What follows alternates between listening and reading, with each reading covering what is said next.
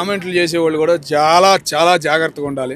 పోలీసులు కానీ మాట్లాడిన వాళ్ళని అందరినీ బాగానే ఉంటున్నారయ్యా, కింద కామెంట్లు పెడుతున్నారు చూసావా, వాళ్ళని ఎవ్వరూ వదిలిపెడతలేదు పోలీసులు. జర భద్రంగా చాలా జాగ్రత్తగా కామెంట్లు అనేవి చేయాలి. అట్లాగే ఆ మాట్లాడిన విషయాలు రిపోర్టర్ గారిది అడిగిన క్వశ్చన్లు ఆమె సమాధానం చెప్పలేక కుక్కలతో మొదలయ్యి ఫ్యామిలీ దాకా వెళ్ళిపోయింది.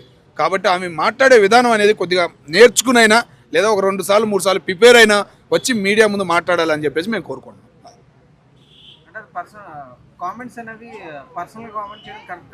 కరెక్ట్. నేను అంటుంది అదే కదా నా పర్సనల్ కామెంట్. ఫస్ట్ వార్నింగ్ ఇచ్చింది కూడా అదే కదా. ఎవరు ఏ పనికిమాలిన కామెంట్లు పెట్టినా కానీ ఊరుకోవట్లేదు. చాలా జాగ్రత్తగా కామెంట్ పెడతాం అంటే 1-2 సార్లు ఆలోచించి పెట్టండి అని చెప్పేసి నేను అంటాను. అట్లాగే ఆమె ఆ కామెంట్ల మీద కూడా స్పందించింది. ఒక రోజు బాధపడింది, మళ్ళీ 2వ రోజు రివర్స్ అయ్యింది.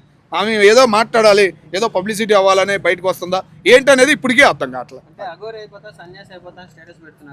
అది నేను పొద్దున కూడా విన్నాను, అగోరా అని ఏదేదో మరి ఆమందో లేదా ఏఐ ఒకటి ఉంది, దానివల్ల వచ్చేది ఆమె చేసిందా మరి. అదే అన్న ఏంటంటే క్లారిటీగా ఉండలేదన్న, ఒక్కొక్క వీడియో ఒక్కొక్క సంబంధం లేకుండా వస్తుంది. మళ్ళీ రేపు వచ్చి ఏం మాట్లాడిద్దో ఏందనేది అర్థం కావట్లా. అట్లాగే వీడు ఎవరు మన విదేశాల్లో ఉన్నాడు కదా, ఆడు కూడా ఈమె గురించి ఏదో స్పందించాడు. ఓకేనా. అట్లాగే మన తెలంగాణ సీతక్క కూడా స్పందించింది. కుక్కల్ని చంపడం కూడా నేరమే. ఓకేనా. దానికి తగ్గట్టు చర్యలు ఉంటాయి. కుక్కలకి ఏంటంటే తగిన చర్యలు మేము తీసుకుంటున్నాం, ఇక్కడ అటువంటి జరగవు అని చెప్పేసి శ్వేతక్క కూడా స్పందించింది. అది కూడా హ్యాపీ అనిపించింది.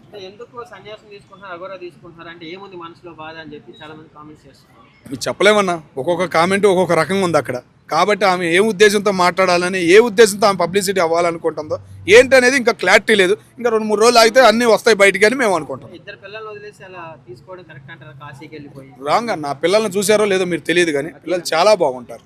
ఓకేనా. ఆ పిల్లల్ని చూస్తుంటే ఒక హ్యాపీనెస్గా బతికేయచ్చు ఆమె. కానీ ఆమె ఇట్లాంటి మాటలు మాట్లాడి ఎందుకు మరి ఆమె పబ్లిసిటీ అవ్వడం అవసరం ఏమొచ్చిందో అనేది ఎవరికీ అర్థం కావట్లేదు. అటు పవన్ కళ్యాణ్ గారిని కూడా బాధ అనేది అనిపించింది కదా. ఎవరైనా అంటారు వాళ్ళ ఫ్యాన్స్ బాధపడుతున్నారు, ఒక రకమైన బాధ అనేది కలగజేస్తుంది. ఏంటంటే ఆ కామెంట్లు అట్టా ఉన్నాయి.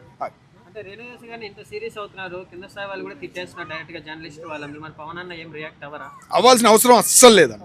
ఓకేనా. పవన్ కళ్యాణ్ గారికి అస్సలు అవసరమే లేదు. ఇట్లాంటి చిల్లర రాజకీయాలు చేసే పరిస్థితుల్లో ఆయన లేడు. ఆయన ఇప్పుడు ఉన్న రాజకీయ విధానం వేరు, ఆయన సాగుతున్న ప్రయాణం వేరు. ఆ ప్రయాణంలో ఇట్లాంటివి అన్నీ వచ్చినాయని పట్టించుకున్నాం అనుకో ఆయనకే బ్యాడ్. కాబట్టి అస్సలు మాట్లాడుకుని ఉంటే బెటర్ అని మేము అనుకుంటున్నాం. ఎవరన్నారన్నా రాంగ్ అది. అది ఎప్పుడో అయిపోయింది. ఎప్పుడో ఎల్కేజీది పట్టుకుని ఇప్పుడు యూకేజీ అంటే ఎట్టా చెప్పు నువ్వు. ఎల్కేజీ అది.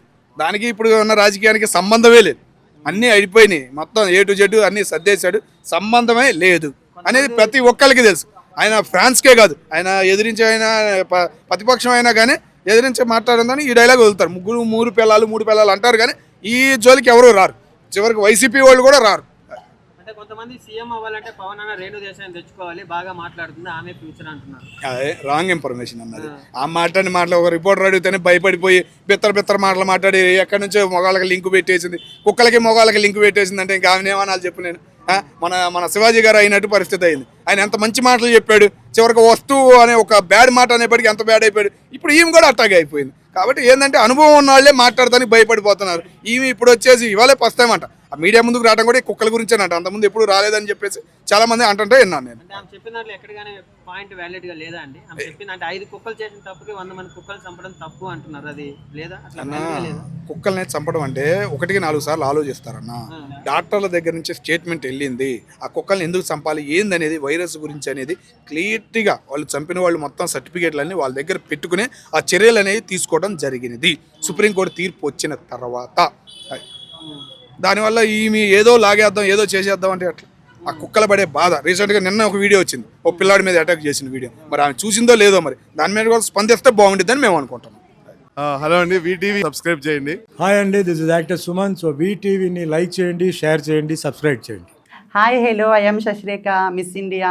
సో వీటీవీని లైక్ చేయండి, సబ్స్క్రైబ్ చేయండి, షేర్ చేయండి. ఏమైనా డౌట్స్ ఉంటే కామెంట్ బాక్స్లో కామెంట్ చేయండి. Thanks for VTV.